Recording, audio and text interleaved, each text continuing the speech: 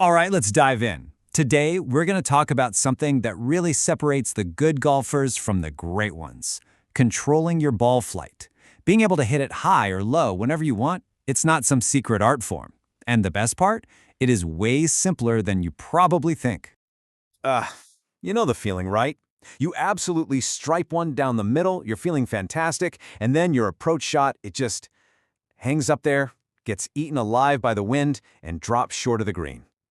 It is one of the most frustrating feelings in golf, and it all comes down to trajectory. But what if the fix doesn't mean you have to completely rebuild your swing? Look, the real secret, the key to all of this, is just making small, simple, precise little adjustments in your setup. And that is exactly what we're going to break down. See, a lot of golfers get stuck in what you might call the trajectory trap. They have this one default ball flight, and they just figure, well, that's my shot. But breaking out of that mindset is your first step to shooting way lower scores. Let's get into why this is so critical. I mean, think about it. Controlling your shot height gives you this massive strategic advantage. It means you can hit those piercing punch shots that just cut right under a heavy wind. Or you can float a high, soft shot that lands like a butterfly right next to the pin. Need to get out from under some trees? No sweat. When you get this down, you've got the confidence to handle pretty much any condition the course throws at you. And that, right there, leads directly to better scores. So, how do we actually do it? Well, it all comes down to understanding and using what I like to call the 3 levers of ball flight. These are the fundamentals that are going to give you total control.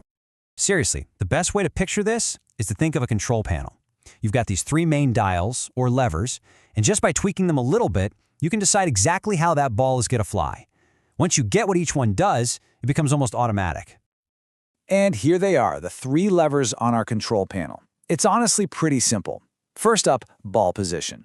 You move the ball forward in your stance towards your front foot, the ball goes higher. You move it back, it goes lower. Simple. Second, club face and loft.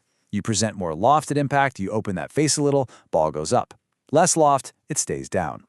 And number 3, angle of attack. A steeper swing helps launch it high, a shallower one keeps it low. That's it. That's the whole control panel. So let's put this control panel to work. First mission, how do we hit that beautiful, high, soft landing shot? You know the one I'm talking about, the one that floats over the front bunker and just stops on a dime by the hole.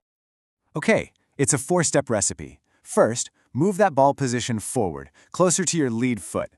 This naturally helps you catch it on a slight upswing. Second, add a little loft by opening the club face just a tiny bit at address. Third, and this is key, make a smooth, wide swing. Don't try to force it up there. And finally, give your upper body a subtle tilt away from the target. See that? A few small setup tweaks, and you get a high launch, all without messing with your actual swing. All right, now let's flip the script. Let's talk about the opposite. That low, boring, wind cheating shot. This is your absolute go-to on a blustery day or when you've got to keep the ball under some tree branches. To hit it low, we basically just reverse those levers. First, move the ball back in your stance, closer to your trail foot. This helps you hit down on it. Second, take some loft off by keeping the club face square, maybe even a little closed. Third, lean your weight just a little bit toward the target. And finally, and this one's a game changer, shorten your follow-through. A low, abbreviated finish helps keep that ball flight down. Again, notice, no big swing changes, just simple adjustments. Okay, so you've got the theory, you understand the control panel, but how do you actually take this from an idea to something you can pull off on the golf course? Well, it all comes down to turning this knowledge into pure instinctive skill.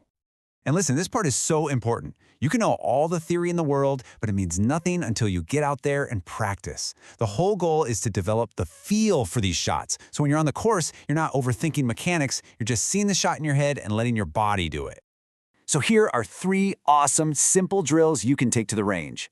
Start with the low punch drill. Just get that feel for hitting those low, controlled zingers. Then switch to the high soft drill and really focus on trying to launch it high and land it soft.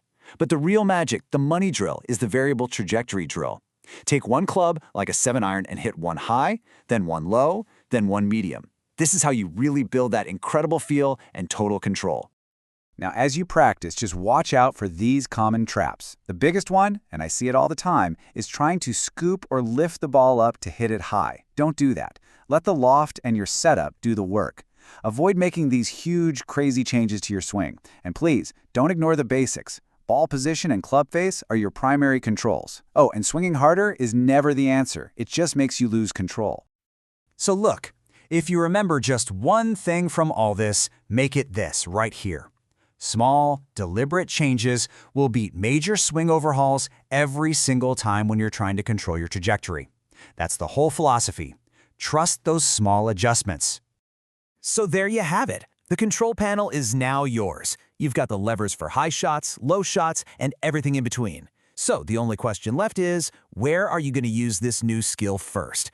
Are you going to attack that tucked pin you were always afraid of? Or are you going to drill one low and straight right into a headwind? The course is yours to command.